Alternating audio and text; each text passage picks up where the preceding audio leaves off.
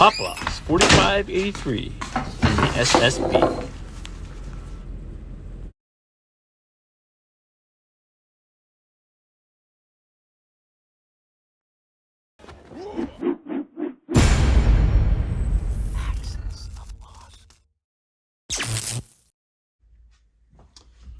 What's up, everybody? It's Cody from Poplocks 4583.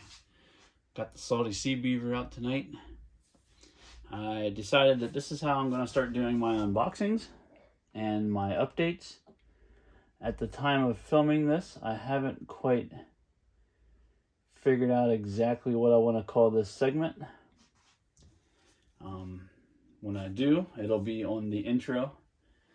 So, without further ado, this is something that I ordered for myself. It wasn't shipped out from anybody else. Every once in a while, I use my credit card reward points to kind of treat myself to something every once in a while. So we'll get into it.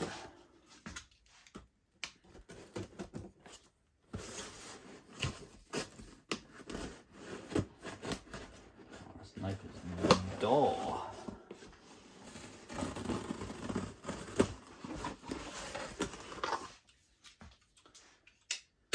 So this is a collection of stuff that I got from the Axis of Awesome. There's a bunch of beer bottles and coins and gems that Sergeant Soldier sent me, one of the newer members. A lot of this stuff was from Tom. There was Spider Monkey. Some of this stuff over here was from Tom Kirks in Washington. Some stuff over here was from Adam. Got a little bit of everything from everybody. So my shark fell off here. So I haven't decided what I'm going to do exactly yet. I usually put this thing away in storage, and then I'm going to bring it out every time. So kind of give you guys something to look at here while I'm talking. I don't have the best studio set up here for doing unboxings and stuff like that. Oh, I've got to turn on the bar lights.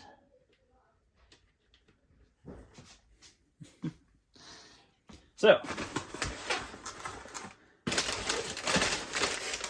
this is from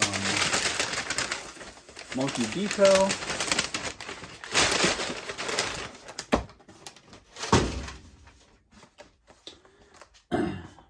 It's a weapon set. I love these things. These are from Easy and Simple, which I think they have the best detailed weapons on the market right now. Also, if you want to see more of their products, jump over to Sully over at Black Ops Toys. He showcases a lot of this stuff, but I wanted to give you guys a quick update here to show you where I get some of my weapons. Like I said, this is kind of a treat to myself every couple months. These and the reason I got it because I want to talk about this. It's a shirt. We'll come back to that.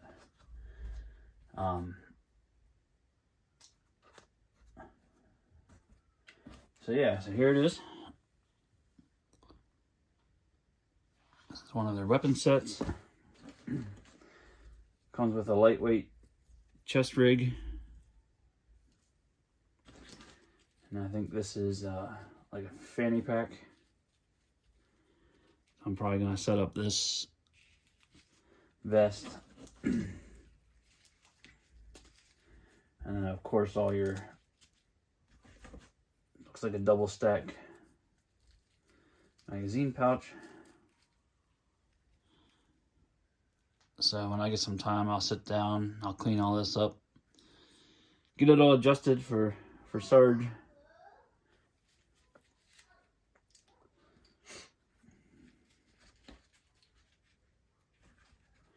Here's the weapon. I don't have one of these yet.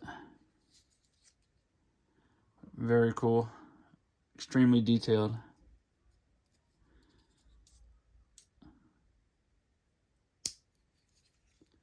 It's a dust cover. That'll pop open.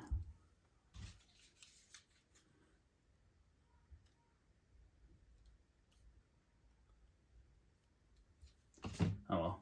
But yeah, you'd almost have to buy one just to check out the incredible detail that are in these weapons. Just amazing. The tooling that they use, it's just incredible.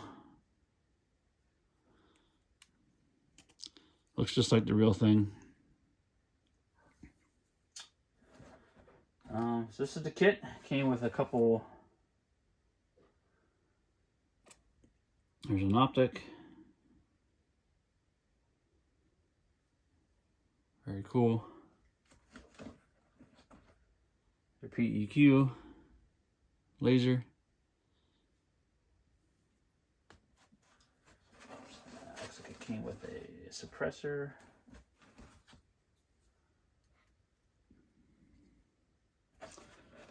Sometimes this stuff's really tight to get on.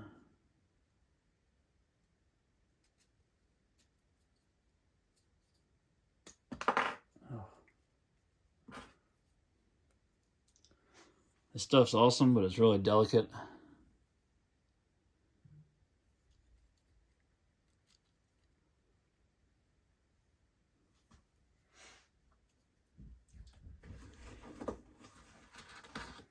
Came with a pistol. Love those colors. Magazine comes out.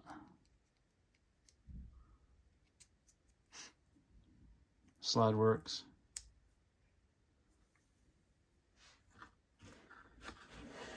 So you usually get a couple attachments.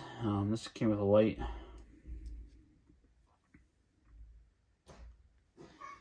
These kits can get a little pricey. That's like what I said. It's usually a treat to myself. Every couple months, when I get my my rewards points back from my credit card, that's what I use.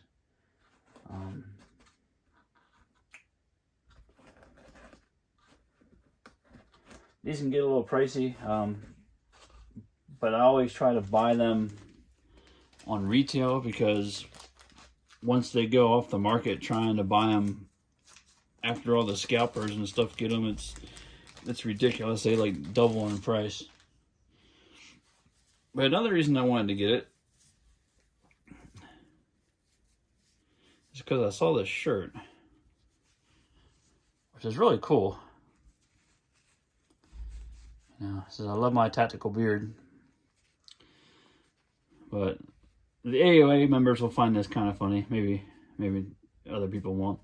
But a lot of this stuff wasn't around a couple years ago, so I wonder if we're making more of a bigger impact on the 1/6 scale community than what we really realize. I mean, I'm not tooting my own horn or anything, but I mean, when I started making shirts like this, I didn't really think that there was very many around. But maybe I was just out of the game for a while. So that was one of the main reasons I bought it. I thought that was pretty cool, and it's definitely iron on vinyl. And I mean, it's a cool logo. I mean, very cool, but I don't know. So I just wanted to throw that out to everybody. I'm not mad or anything. I could really care less, but I just thought it was kind of cool that maybe our group or our community is actually making an impact on the 1/6 scale collectors. Even if we're not, like, this just goes to show you that this kind of stuff is still very, I don't know what I'm trying to say, very in style or whatever. There's definitely still a market for it.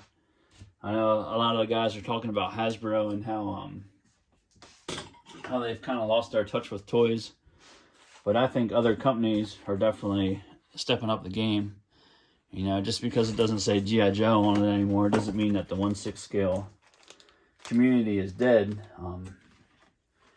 I know there's some hardcore G.I. Joe guys out there, and they're really the ones that started it all. But without them, other companies like Damn Toys, which is what Sarge's body is, and obviously he has a Hasbro head. And I've said this before, it's kind of like the best of both worlds. and which is what I really like about our communities. We customize a lot of stuff, and I think Jeff might have said it in one of his videos. I think that's the way that it's going to go. You know, it's going to pretty much be up to all of us to keep the hobby alive, which is cool. You know, a lot of our stuff is really taking on its own personality and stuff like that. And I think the hobby's still alive, and I think it'll be here for a while. It's I know I'm trying to bring my kids up to play with more of this kind of stuff than to be on their iPads and stuff like that, because I mean, they don't, to be honest, they don't even have any iPads. I won't let them get them. I just think that this kind of stuff sparks creativity, and it's far beyond what any kind of game or digital thing can give you. I mean, when you have a good imagination, your creativity and everything is limitless, and that's really what G.I. Joe used to be about. And it's kind of lost that part of it, but I think other companies are still there. The potential is still there. So that's kind of my 2 cents. I didn't really have a real planned out thing to say when I came on here. I just kind of started rambling. But I mean, there's definitely companies out here that are doing stuff like this. I mean, it's far superior to what the G.I. Joe stuff used to be. And granted, it's a lot newer with the newer tooling. They should be able to do stuff like this. But this is just proof that the hobby's still alive. It's still well. You know, there's still a market for it. It may be aimed toward the adult collector, but I think it's up to the adult collector to bring it up for the next generation. So my kids have some G.I. Joes. I don't let them play with some of this stuff because it's pretty expensive, I'm not going to lie. But they definitely have a lot of the older stuff, and they like playing with it. They're a little young yet to really appreciate it. But that's kind of what I'm doing when I got back into it. I had this dream that I would completely buy all the gear that we needed for missions and everything. And then as my son got old enough to really appreciate it, my son or my daughter, that we would have a complete loadout and just be ready for anything. So that was kind of my reasoning for getting back in the hobby, was basically my kids. And it's just so cool. You know, the 1/6 scale is just so cool. You can do so much with it. So thanks for tuning in, and until the next one, thanks.